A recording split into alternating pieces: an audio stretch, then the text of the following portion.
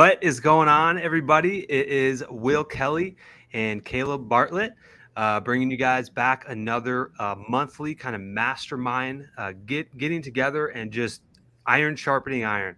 That's what we do. We come together, and in today's live event, we're actually going to be talking about specifically around why customers are rejecting your estimate. So, with that being said. A book that we're actually going to be talking about is Sell or Be Sold by Grant Cardone. And in a second here, I'm going to let Caleb talk about that. And then at the end of this live event, we're actually going to open up the door for a Q&A session. So go ahead and put your questions in the comments below. I'm going to have this banner go across our screen. So basically just put any questions that you would like Caleb and I to answer, and we'll answer them at the end of this live event. So before we jump into this, though, obviously it's the new year. I'm going to throw a curveball at Caleb here. Let's go. So one of the things that we do every single year is we set goals, right?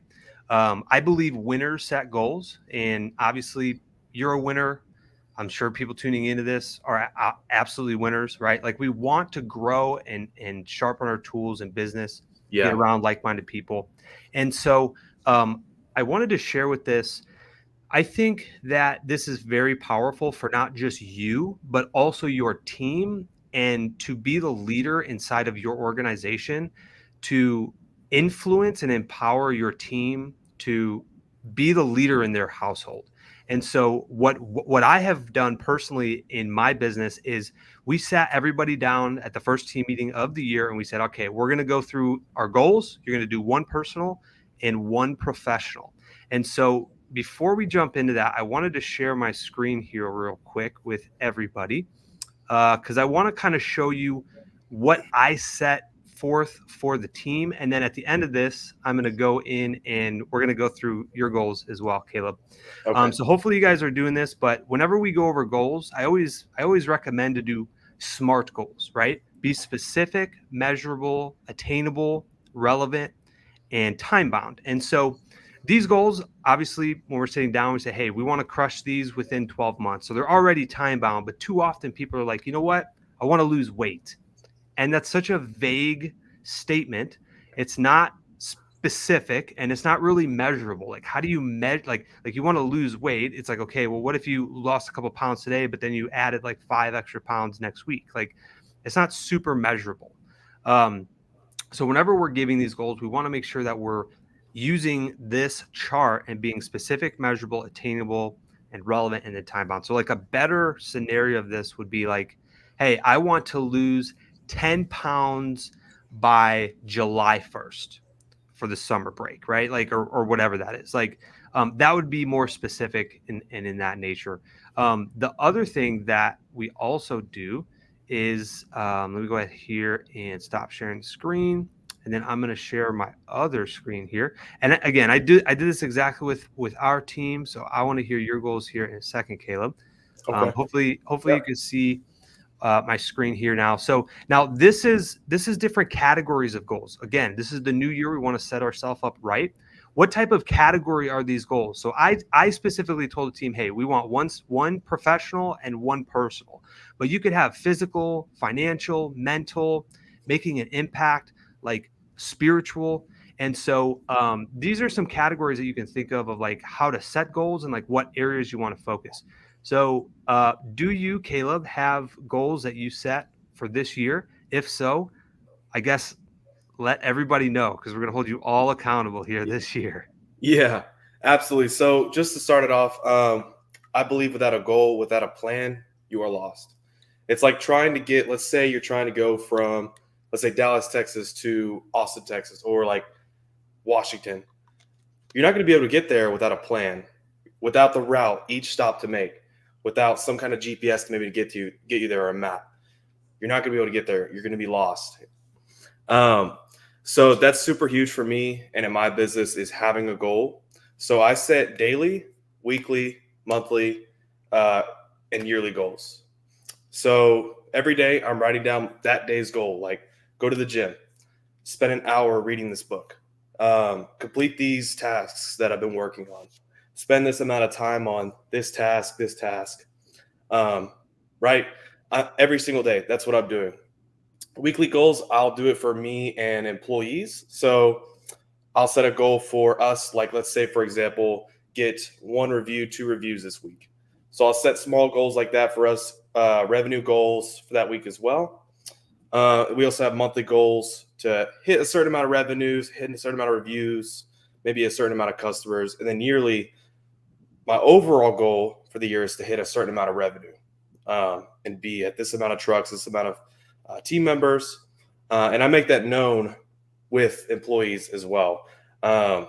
It's very important that you do give that to the employees so they also have a roadmap in their head of where the company is going, and they're also in tune with what you're doing. It's very important.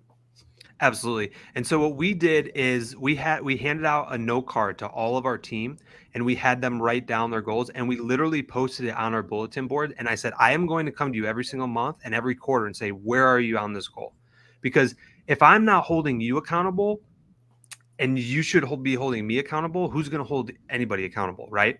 And not only should your team do this, but I encourage you and and everybody here watching to encourage their team members to be the leader in their household, to sit down with their spouse and to sit down with their kids and say, guys, we're setting goals this year, because 80% of goals that get written down get accomplished.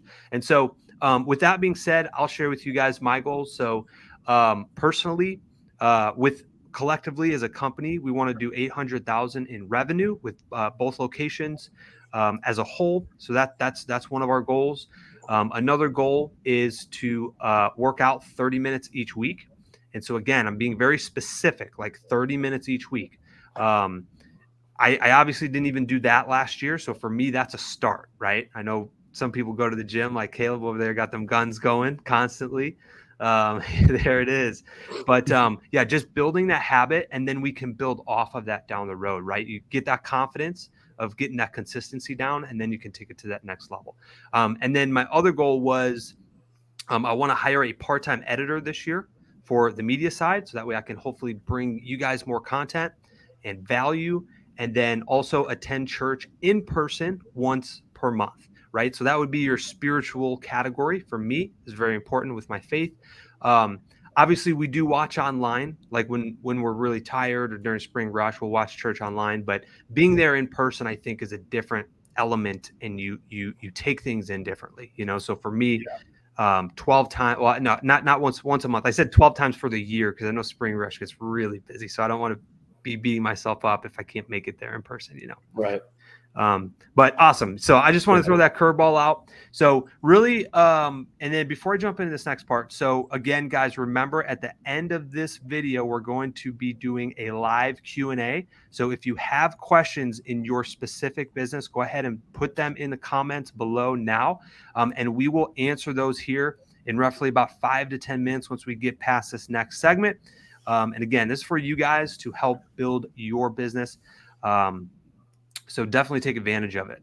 All right. So we are talking about Sell or Be Sold, the book by Grant Cardone. And we want to know how to be better at sales. We want to know why are customers rejecting our estimates. And if there's any time to talk about this, it's right now, because the demand is low for lawn care and we got bills to pay, right? We all got bills to pay. So, Caleb actually recommended me this book. I think on probably the last call. Was that on the last live call? I think it was about a month and a half ago, maybe before the last live call. Okay. Phenomenal book. Yeah, it's an amazing book. So right here I've got it. It's called Sell or Be Sold. It's by Grant Cardone.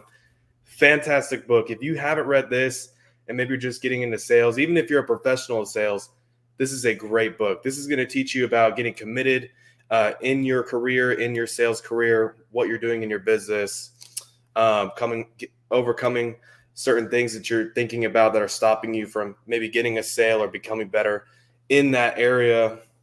There's a lot to get into with this book. It's an incredible book. I've read it at least 4 times now. It's an absolutely killer book. It's changed like me personally.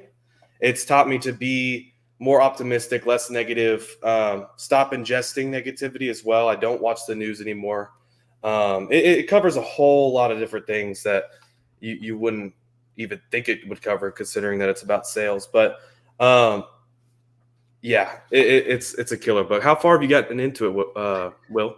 So I believe I'm like on chapter 8. I've been listening to the audiobook on my way to and from work. Yeah, And I will tell you that I believe that this book is definitely in probably the top 4 or 5 books that I've ever listened to or read, which yeah, is legit because I don't know if you see behind me.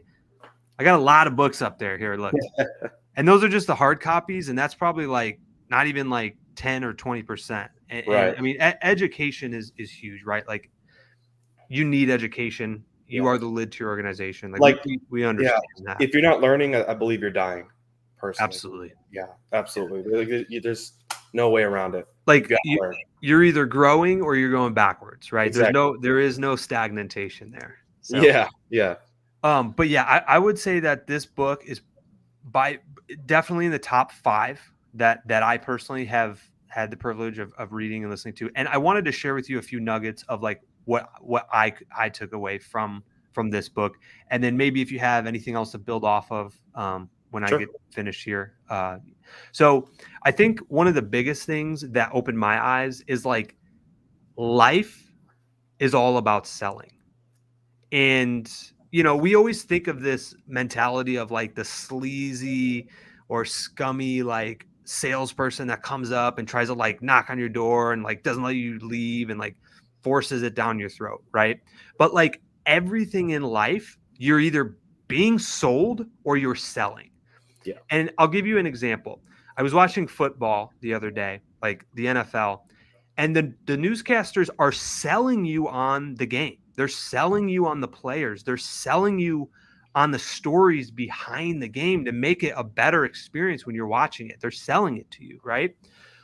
If in your marriage or if you're in a relationship, you're selling to that other person that you are a good-hearted, good character, you have good non-negotiables, a good foundation. Like every day, every week, every month, you're selling to them why they should love you and why they should marry you and stay committed to you. yeah, Relationships, friendships, everything is about you're either selling them or you're being sold, period.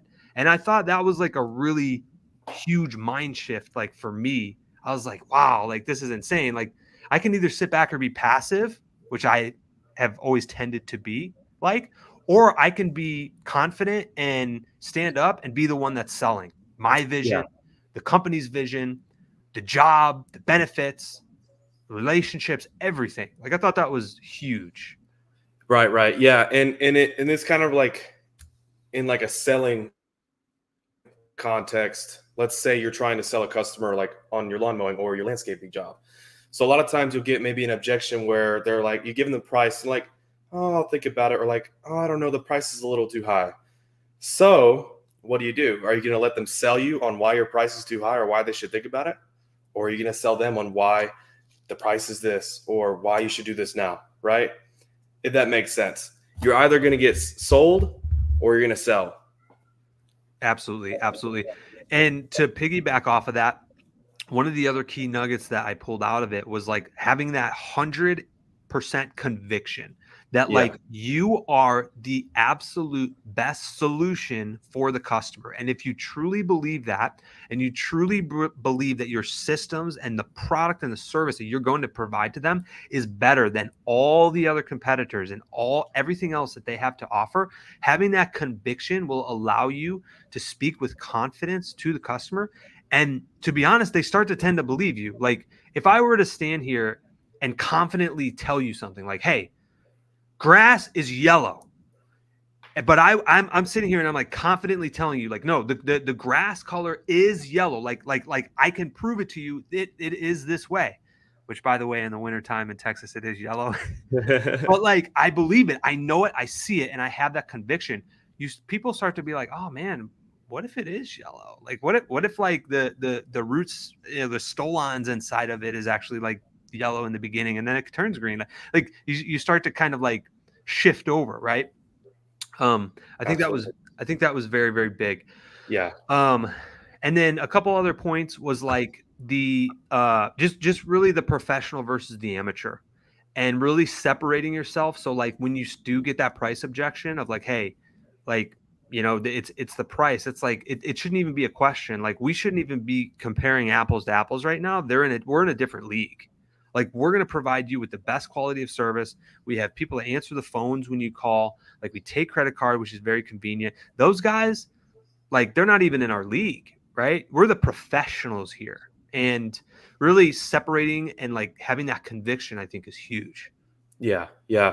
Being committed to your product or service is probably the biggest thing in sales.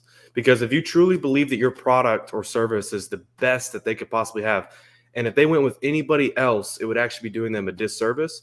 You would do literally anything to sell that person on your product and service. Absolutely. Absolutely. Yeah. And so, Caleb and I actually the other day were kind of role playing a little bit, and maybe we can do it now. But like, I saw this video from Andy Elliott, and he was specifically I think one of the biggest things, like the biggest objections that we get selling our services is price. Would you agree? I would agree. Yeah, it's definitely probably one of the top three. Okay, especially like if you're building a business and you're separating yourself from others, like you have to charge somewhat of a fair, decent price to be able to pay your team well and take care of them and put food on the table and have leftovers, right? Yep. So one of the biggest price or objections is price. And so what I noticed is, and I watched one of his videos, and he was doing kind of like a role play where he had somebody get on the phone, and the guy was like, hey, at the end of the day, I think the price is too expensive. And so what he said was, well, let me ask you a question, customer. He said, is it the price that you're more worried about, or is it the cost of the service? And so, and I tested it on you the other day, right? And you're like, well, hold on, aren't they both kind of the same? Yeah. And I said, so now what you're doing is you're pulling that prospect to an unfamiliar territory for them to lean in and start to understand and get educated, right? That's part one.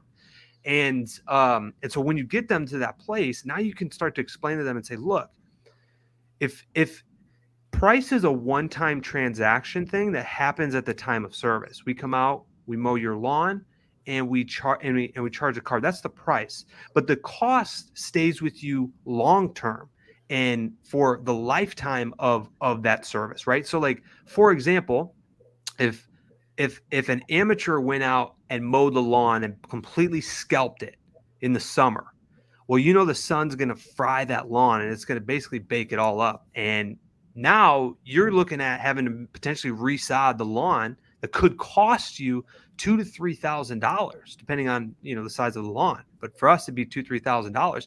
So now that service now costs you way more money, even though it was cheaper, right? And you go with the $20 guy down the road, and so now you start to pull that customer to an unfamiliar territory, and you start to educate them on your terms. And you start to explain to them, like, look, we may be $5 more than the guy down the street, but I can promise you, if there's an issue, we will come back and we will absolutely make it right. And if you still are not if you're still not happy, we'll give you your money back. Like, you have nothing to lose. You know what I mean? Referencing them to your Google reviews, like, hey, we've been in business for X amount of years. Look at what, like, showing proof, right? That was one of the other big ones, is like a lot of times they don't always believe what you're saying over the phone, but if you show them, hey, go to our Google page right now, you'll see we've got 25 5-star reviews, or 50 5-star reviews. Don't take it from me. Take it from the previous customers, and so positioning them in that fashion, I think for me was huge. Absolutely. Yeah, I agree with that. So very cool. Did you have anything else as far as key nuggets that you pulled away from that book? That book was phenomenal. Yeah, the book, like, that's why I'm rereading it so many times. Like, I'm gonna read this probably for like the rest of my life, like maybe until I'm like just so disgusted and I don't want to read another word of it. I would say one thing that I learned that I've been actually using in my own personal life is something that he talks about. He talks about being agreeable in sales. So a lot of times you'll maybe get something from a customer where they're like, oh, the grass is looking yellow, but it actually looks green, kind of like your example before. Um, the grass is actually green, but she's saying, well, it's looking kind of yellow. And this is just an example. Um, in that moment, it's actually better to agree with the customer and say, okay, yeah, I understand where you're coming from, why you think it looks yellow, but really it's this and this, right? So biggest thing, the number one rule to selling and conversation as well is agreeing. Even if you don't actually agree with what they're saying, it's best to just say like, I understand or I agree, and then go into what your truth is or what you actually believe to push it on them, because you don't want to be disagreeable with that client. You want to be agreeable. That's pretty big when you're trying to sell somebody, because people want to feel like they're right. They want to feel like they're right, and whenever you make them feel like they're wrong, they don't like you and they don't want to talk to you anymore. And that could create friction in the sale, right? Absolutely.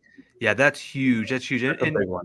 And people do business like with people they know, like, and trust, right? Like when you hang out with your friends, you're hanging out with them because they trust you, but they also like the same stuff you do. And Yeah. you guys agree with stuff, Right. And Right. so I think in that sale process, that's huge, of like agreeing with the customer.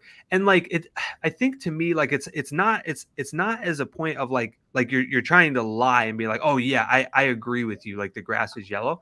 It's like, Yeah. look, try to put yourself in their shoes. And if you were in their shoes, you would be saying the same exact thing. If Right. you had the same experiences in their life and was influenced by the same thing and saw the same stuff, you would think the same thing. You would think that the grass is yellow. And so agreeing with that, like, you know what? I do agree with you on that, because like if I was in your shoes, I would definitely feel as that way too. And then you can take it to that next step where you start to Yeah. educate them. And I think Right. that's Right. huge. I think That's a that's big one. really And I huge. use that in conversation with friends, family, because you don't want to be around people that you don't agree with. Generally, if you disagree with each other constantly, you're probably not going to like that person as much, and you're not going to like talking to them. Right. Absolutely. Absolutely. Great points. Very, very good stuff. Did you have Yeah. anything else as we move into the Yeah. Q&A sessions? Just read the book. I mean, if you want like a quick motivational boost too, like a 10x motivational boost, read this book, because it's not just about how to sell all these things. It's super motivational, and it's changed like a lot of things that I do in my life. Like I said, agreeing with people. I don't watch negativity or news. I'm very careful of who I surround myself with too. That could definitely affect you, your mindsets, and how you think. And also just being committed too, being committed to what you're trying to do, what you're learning. All very big things that you'll learn from this book. That everyone should just read this book. It's crazy. I completely agree. I completely Yeah. agree. So, guys, we're going to go into a Q&A session here. If you guys have any questions regarding your lawn care business, landscaping, whatever it is, now is the time to ask. Go ahead and put the questions in the comments below. We'll give it maybe a minute or two. Looks like we got a couple questions coming in. Caleb and I will go back and forth and answer all of your guys' questions here for the next few minutes, however much time we got. One of the things that you said, Caleb, before we jump into this, is that selling, like what sparked my mind is like when you understand these great soft skills of dealing with people in sales, it starts to flow over and go into other areas of life, like Yeah. relationships and friendships. And so like you just said, like you're literally like with your friends and stuff, like they'll like agree or have think a different way that you disagree with, but Yeah. you approach it in a much more tactful way. Yeah. Yeah. Yeah. Yeah. And it's really interesting because I mean, when you learn sales, it can be used in any type of Everything. relationship, friendship, marriage, boss, employee relationship, manager, whatever it is. Yeah. Yeah. Yeah. And I don't have any regrets in my life. Not many. But if I could go back maybe 4 to 5 years, um, even before I started my business, I would have started out on a sales job. Absolutely. And committed myself to that, to learning that skill that I personally believe would change like if I had started doing sales 4 to 5 years ago, I think I'd be possibly further ahead in my business now.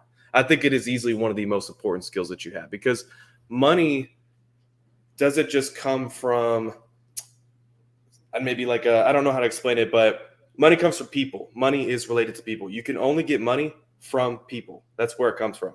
So if you understand how to communicate to people, how to talk to them, everything, that'll change everything when it comes to money. Absolutely. Yeah. And there's no scarcity of it, right? No, A there's lot of none. people, There's so much money.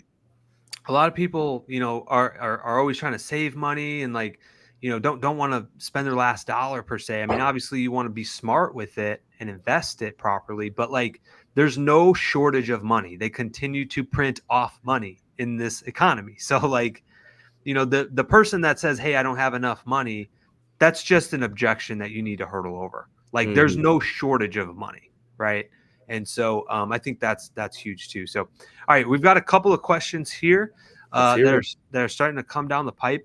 I will let you start us off, Caleb. So I'll throw them up here if you want to read them, and then we'll just go back and forth here. Yep, let's go. All right, from Klein Lawn Care and Snow Plowing. What are the most effective ways to learn how to not pay taxes legally for a lawn care business? Learn how not to pay taxes legally. Okay, there's a lot of ways. I mean, just to put it simply, the more expenses you have, the less taxes you pay. So, I mean, you could go as far as just spending all the profit that you made for the year and you won't pay any taxes. I guess a couple tips that I would give is you can write off certain things. Like I write off my office and my house. So you can write it off as like a credit, the amount of square footage that you have in that office. Yeah, there's a lot of different things with taxes. What do you think, Will? There's a million things. Yeah, there's a lot. So what I would recommend when it comes to taxes, I've gone down the road of getting basically burnt by a previous tax accountant.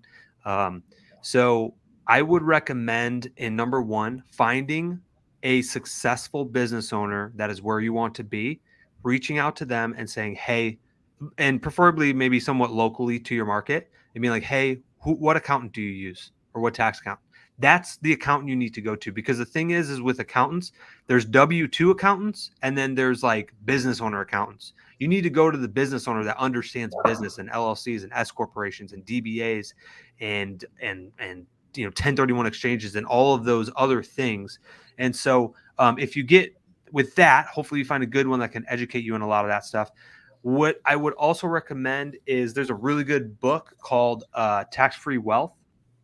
So it's from Rich Dad Poor Dad. Phenomenal book to understand how to really take full advantage of not paying taxes legally.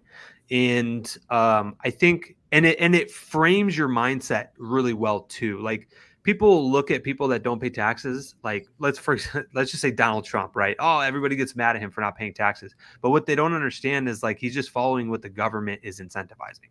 The government knows that they are not good at providing jobs and providing real estate, affordable housing. And so if they can pay entrepreneurs like you and I to provide jobs, we get the tax benefits. That's all it is. The government's not good at creating jobs. We are. We're good at building businesses and providing good working jobs for people. So, that's a good book. I would definitely start there. I might have to read that. I haven't read that one yet. Yeah, very, very good book. All right. Good question, Klein. All right. I think he's got another one here. All right. So would you walk us through a call to you on selling lawn care to potential customer and walk us through a cold call to business, church, EXC on selling lawn care, etc.? So that would be an interesting thing, Caleb, to do a live sales call at some point. Maybe not right here, right now, but yeah. I think didn't you do a live call with Sam with Troops? Yeah. So Klein, I would definitely say go check out Sam's channel. It's Troops Lawn Mowing, I believe. Troops Lawn Mowing on YouTube. It's Troops Mowing. Oh, Troops Mowing. Okay, Troops Mowing on YouTube. We actually did a live call with a customer. You could definitely go check that out. We actually ended up selling the customer over the phone. I would just go watch that video. And yeah, that would actually be a really cool thing to do, is like we do like a quick video of us just like selling a client over the phone. That'd be awesome. Yeah. Maybe we'll incorporate that in our next mastermind here. Yeah. This one's yours, Caleb. Agree with Klein. Would love to see Caleb or Will use the agreeing with the customer and putting themselves in their shoes on a live sales call.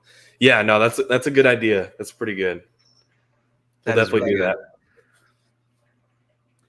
All right. So Riley Rigg, he says, when doing Google ads or Facebook ads, would you rather get them to call you or get leads to your website and then fill out the form on the website? Ooh, that's a good question. So I would say it's probably dependent on whatever you can support. So for example, if you spend a ton of money in Facebook ads and have them call you, I would just make sure that you can answer every call that comes in. Because if you don't answer the calls, you're losing revenue, you're spending money, and you're wasting money by marketing dollars, but not actually gaining the incoming calls. So if you have some kind of call center, or if you know you can manage like 80, 90% of the calls that come in, that might be the better option. If you can't manage all of that, it might be good to have them fill out the form on your website, and then you get to them as quickly and as swiftly as possible. Yeah. Did you want to add anything to that? Yeah, I would definitely say if you can support it, like Will was saying, if you're able to handle, like let's say in the spring, all these calls coming in, I would definitely say call over just trying to get them to your website, because when you get them on the phone, it's instant. It's right there. You can sell them a lot easier. When they're filling out a form, there's this time in between. If you don't like hop on that call with them as quickly as possible, when that time increases between them filling out the form on the website and you getting to them, there's thought in their mind and they're thinking of other contractors and they're losing interest in you. So definitely get them on the phone if you can. If you could support that, is what I would say. Speed to lead on that. Speed to lead, yeah. Is this mine? Yeah, I think so. Or no, I think this one's yours. Yeah.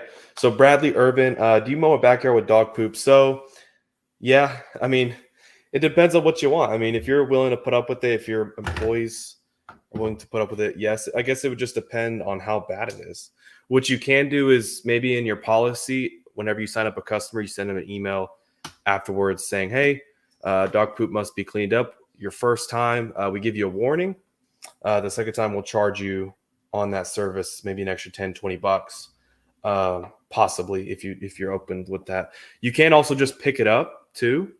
Maybe charge them for that. There's a lot of ways to go about it. You could just skip the backyard and just let the customer know, hey, unfortunately, we had to skip the backyard.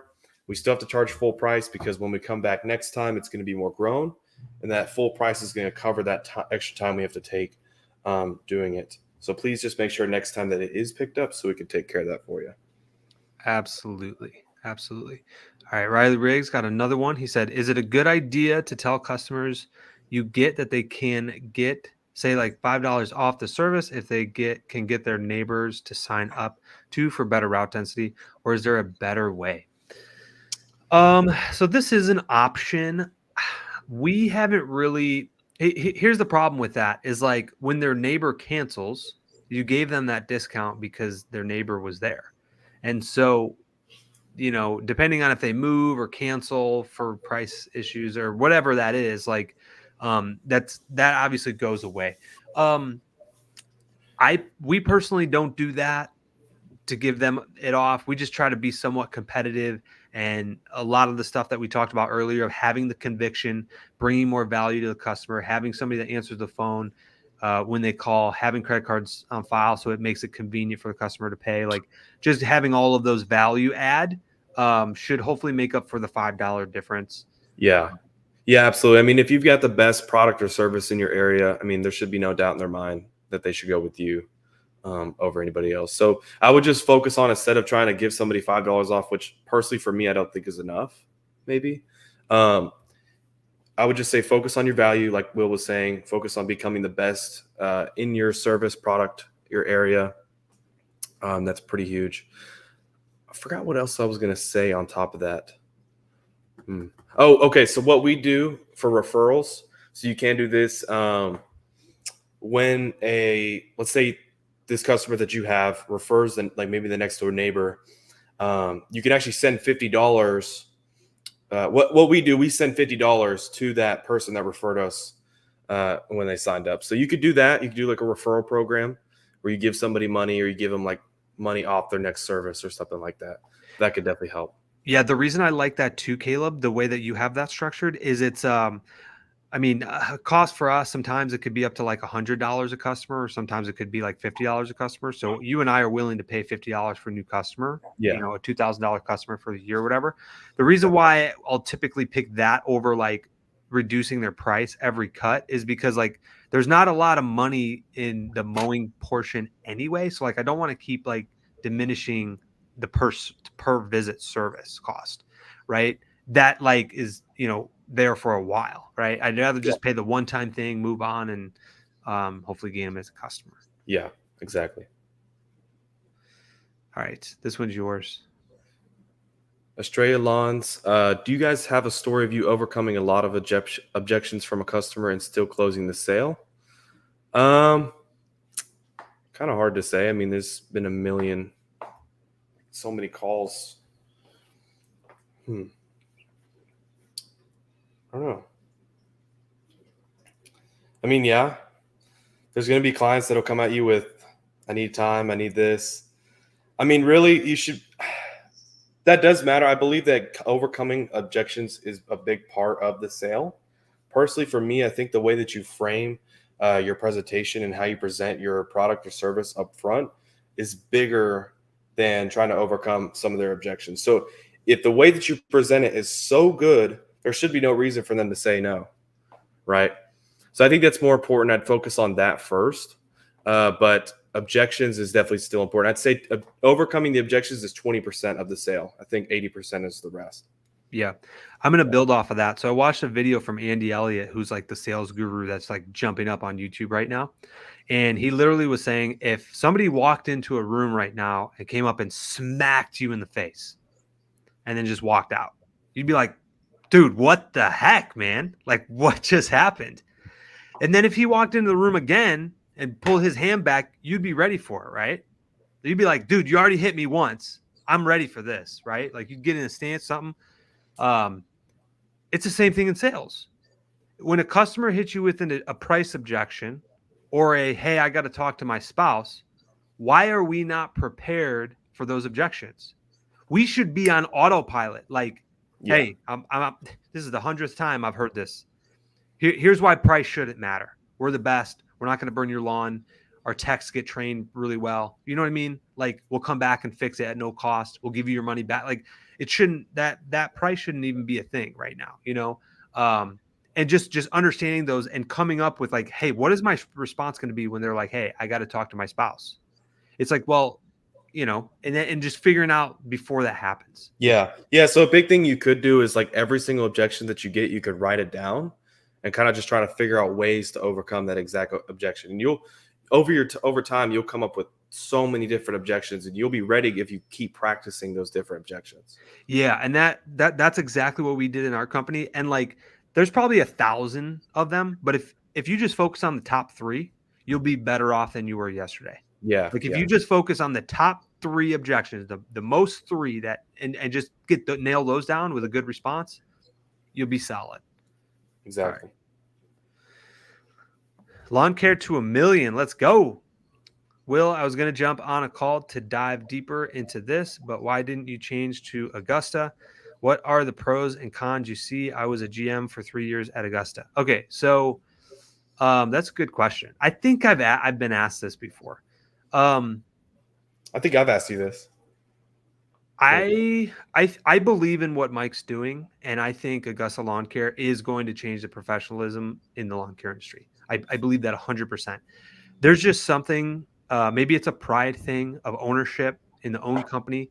I am one when I need to do something that I want to do it, and I want to basically fall on my face a couple times for me to be like, okay, this is why it's going to take me longer, like, to build out, and that's okay. Like to me, my personal mission is basically to develop leaders in the lawn care industry.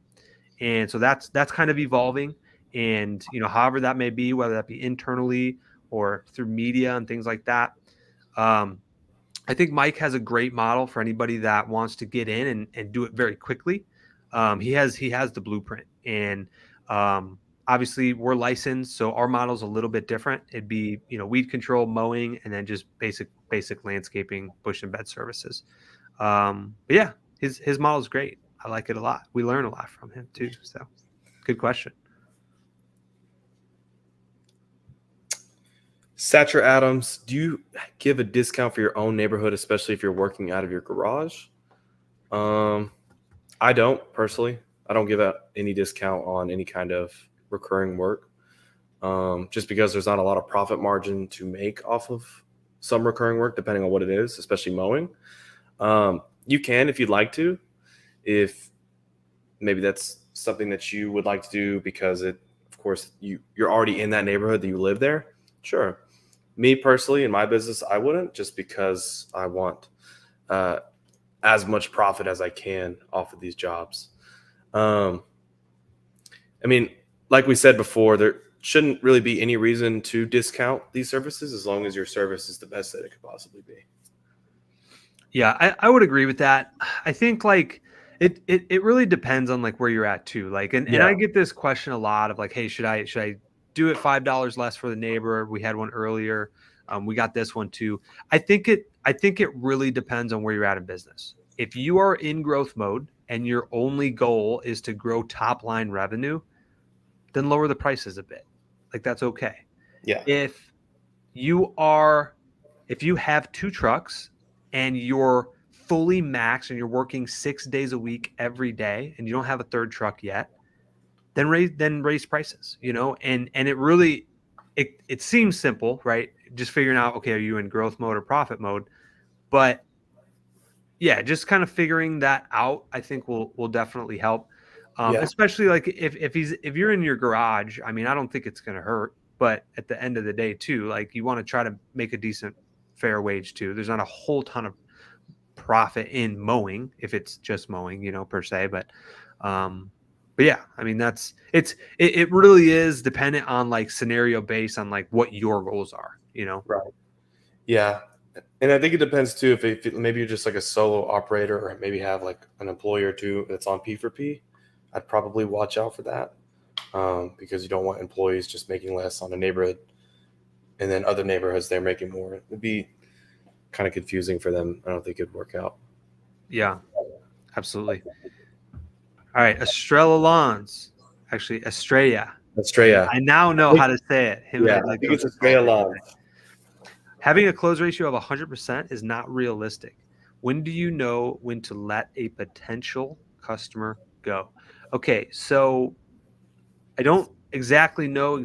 Maybe Caleb, you can help me out. A potential customer go. Is that like referring to a lead? You know when to let a potential customer go. I mean, you just have to know like not everybody is gonna accept. There's gonna be 10% of people that will never accept your quote, no matter what. It could be $1 and they won't accept it. It could be $100. They won't accept it. Whatever. There's going to be 10% of people that will never accept it. There'll be 10% of people that will always accept it no matter the price. And the other 80% is on you to sell them on your price. So not everyone's going to be happy. Not everyone's going to say yes. It is what it is. Like I said, just focus on what matters, being the best. I agree. And I'll tell you like some good baseline numbers is if you're in profit mode, anywhere from like 30 to probably 40% is good.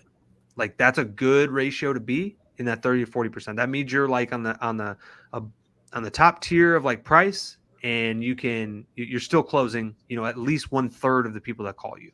Yeah. If you are in growth mode, and let's say you like for us, in fact, this is perfect scenario. We literally just bought a truck for our Salina location. What was that? Was that yesterday? Or 2 days ago. 2 days ago. It was about 2 days ago. I called you. Yeah. Yeah. We literally bought a brand new truck. That's his first truck for the location. My only goal is to max that truck out as quickly and efficiently as possible in the next probably 45 days. Right when we get past, this freezing temperatures in Texas, is to make that truck out there like 5 days a week. It needs to be out there. So I am okay with a 60, 70, even 80% close ratio. Shoot, I'd probably be okay with 90%, to be honest. Yeah. I'm okay with a 90% close ratio. And that means I'm lowering prices, and that's okay. My goal is to try to fill that truck's capacity as quickly as possible. Because then right when I get there, I'm going to say, hey, guys, we're doing a $5 increase across the board for mowing.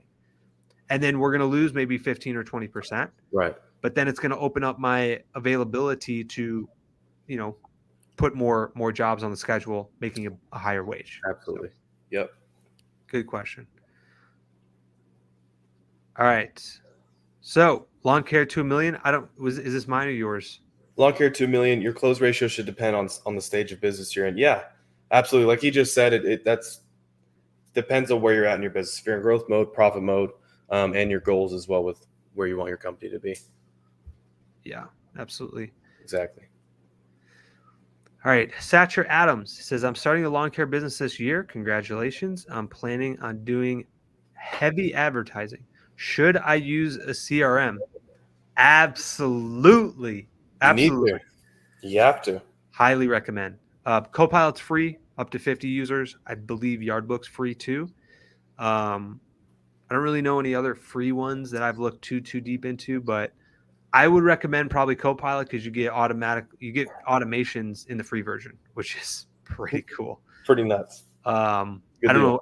Yardbook, I don't believe has automations and things like that. So yeah, and you want to use a CRM just to keep a contact list of all your customers, so you could go back and keep selling them over and over again with emails and whatnot. Absolutely. And it just makes your life easier. It makes everything 10 times easier. It's going to make it easier to scale your business and save you a lot of time, so you can focus on what really matters, which is selling and working out in the field. Absolutely. Yeah. If you want to like grow your business to a sustainable size and not just do it like part-time, like if you were doing it like for 5 or 8 lawns on the side and you don't have any hopes or like mindset to like do this maybe like full-time, then yeah, I mean, maybe a pencil and paper and Excel spreadsheet might work for 5 or 10 customers. But if you want to scale to like 20, 25 plus customers, absolutely. Like, I definitely agree with that. So, all right, it looks like that is the last question. These are all good questions, guys. We appreciate you guys tuning in each month. We're going to do this. It's basically our mastermind. We used to host a mastermind in person, but now hopefully to give more value to you guys and reach more people, we're doing it live. So obviously, if you guys have questions, feel free to tune in. We do this every month on Saturday. Is it the second Saturday of each month? Yeah, so it's on the second Saturday of every month. Okay, awesome. And we'll do some too in between if we ever have some thoughts come up and we feel like it's important to do this. Yeah, absolutely. Guys, I'm still doing free coaching calls right now before the spring rush. So take advantage of that. My email is media@militarylawncuts.com and jump on a 25-minute coaching call with me. It's completely free to grow your business. Take advantage of it. My biggest advice to anybody is to seek advice from somebody is where you want to be in life. Yeah, absolutely. Huge. Absolutely huge. That's the biggest thing. Yeah. And by the way, I've said this on the last live, but I actually found Will through doing the coaching call, and we actually became pretty good friends through that. Like we play video games now, like we're hanging out, like it's cool. And I learned so much from him. I could call him at any time and ask for advice. And I also help him out too. So definitely reach out to people that are ahead of you. Don't be afraid to do so, because people that are above you and ahead of you are willing to help you, and they want to help you. They love that stuff. So don't be afraid to do it. Go ahead and just get a coaching call with him. It's huge. It'll change a lot for you. And then I think to build off that too. So like back in the day when I was really trying to find like a mentor, it's really important too. I think the reason why Caleb and I click so well is because Caleb brings me value, right? Like he doesn't just take. Caleb comes to me and he challenges my thoughts. When I get on a call with him, he's like, why are you doing it that way? And then I've got to explain myself. But like he's challenging it, and it's like, oh, okay. Once I explain it, he's like, okay, that makes sense. Or, hey, that still doesn't make sense. I still don't understand that. And then it gets me thinking like, whoa, maybe I need to rethink things. Like Yeah. anytime you're seeking guidance or coaching or mentorship from somebody, like if there's a way, obviously I do it for free. It's to help the community out. But like, I mean, it's pretty cool. Caleb's on this live call with me, and I met him through the coaching call. I mean, that could Yeah. be somebody else. I don't know, right? Iron sharpens iron. I want to get around winners like Caleb and like these guys that are in the comments that are wanting to grow their business, take it to the next level, because it helps us all out. And I've got quite a few people that I've met through the media thing, so I like doing that too. So Yeah. Pretty fun. very cool. Well, Cool. thanks, Caleb, for jumping on. Did you have any last words for the people? Yeah. Read this book. Definitely read it. Huge. That's all. Very big. I will tell you, I have a video coming out this week, and it is the 3 stages of growth. Oh, yes. This is And going to be a good video. that book is pivotal on the selling portion from 0 to 500,000. I mean, selling never goes away, even plus that, but it is vital to the pulse of the business to understand and learn selling from 0 to $500,000. It's crucial. Absolutely. I totally agree. I look forward to it. Yeah. Very cool. Well, thanks, Caleb, for jumping on. Guys, smash the like button if you're watching on YouTube, and book a call with me. And we will see you guys in a month unless something changes. But yeah, thanks for spending your guys' Saturday with us. All right. Take care, guys. All right, we'll see ya.